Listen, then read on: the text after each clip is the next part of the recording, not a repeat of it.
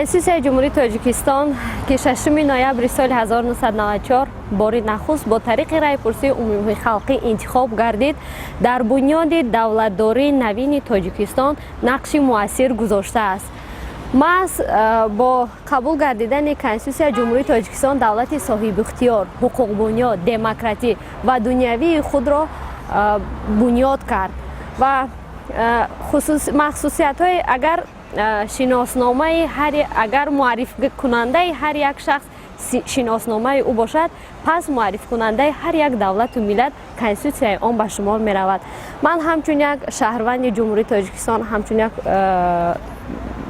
аъзои ҷомеаи шаҳрвандӣ ба конститутсия ва меъёрҳои он эҳтироми хоса дорам. зеро маҳки моҳияти асосии конститутсияи ҷумҳурии тоҷикистонро гуманизм ташкил медиҳад. инсон дар меҳвари асосии он қарор дорад ва як боби алоҳидаи конститутсия ки маҳз ба инсон бахшида шудааст, ин моро ба он бештар водор яъне ки эътибору нуфузи конститутсияро дар назди тамоми мо зиёда мегардонад. яъне инсон пеш аз оне ки ба дунё биёяд, конститутсия ба ӯ ҳуқуқ ба ҳаётро медиҳад. дар моддаи 5 конститутсияи ҷумҳурии тоҷикистон дарҷ гардидааст ки инсон ҳуқуқ ва озодиҳои ӯ арзиши олӣ мебошанд. ҳаёт, қадр, номус ва дигар ҳуқуқҳои фитрии инсон дахлнопазиранд.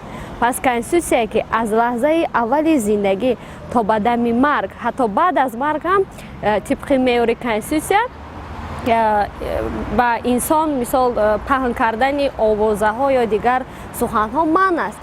яъне конститутсияи ҷумҳурии тоҷикистон аз лаҳзаи таваллуд то дами марг тамоми ҳуқуқу озодиҳоро ба инсон медиҳад. пас ҳар як инсон, ҳар як шаҳрванди ҷумҳурии тоҷикистон вазифадор ва ӯҳдадор аст ки ин конститутсияро риоя, ҳифз ва ҳимоя намоянд.